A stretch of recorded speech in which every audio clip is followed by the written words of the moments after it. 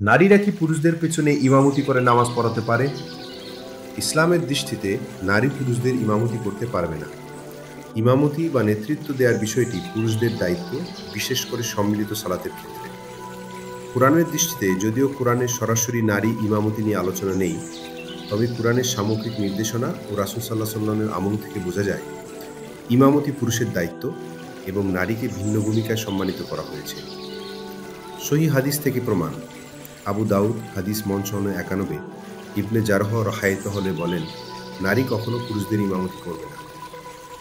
সহিহ বুখারী ও মুসলিম, রাসূল সাল্লাল্লাহু আলাইহি ওয়াসাল্লাম বলেন, পুরুষেরা নামাজে ইমাম হবে এবং নারীরা পিছনের কাতারে থাকবে।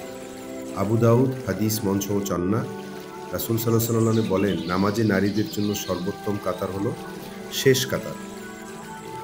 এখানে বোঝানো হয়েছে পুরুষেরা সামনে থাকবে, নারীরা পিছনে, এবং নেতৃত্ব পুরুষ দিবে। অতএব নারী পুরুষদের ইমামতি করতে পারবে না, তবে নারীরা নিজেদের মাঝে শুধু নারীদের জামাতে ইমামতি করতে পারবে।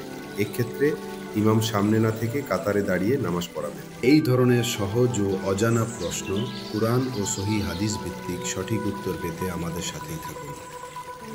আপনি যদি সত্যি ইসলামের আলোকে নিজেকে গড়ে তুলতে চান, তাহলে এখনই চ্যানেলটি সাবস্ক্রাইব করুন সাধারণ ইসলামিক প্রশ্নোত্তর। পাশের বেল আইকনটি বাজিয়ে দিন যেন আপনি পরবর্তী গুরুত্বপূর্ণ প্রশ্নের ভিডিও মিস না করেন। ভিডিওটি লাইক ও শেয়ার করুন যাতে অন্যরাও উপকৃত হতে পারে। আল্লাহ আমাদের সবাইকে সহিহ জ্ঞান অর্জন এবং তা অনুযায়ী আমল করার তৌফিক দিন। আমিন।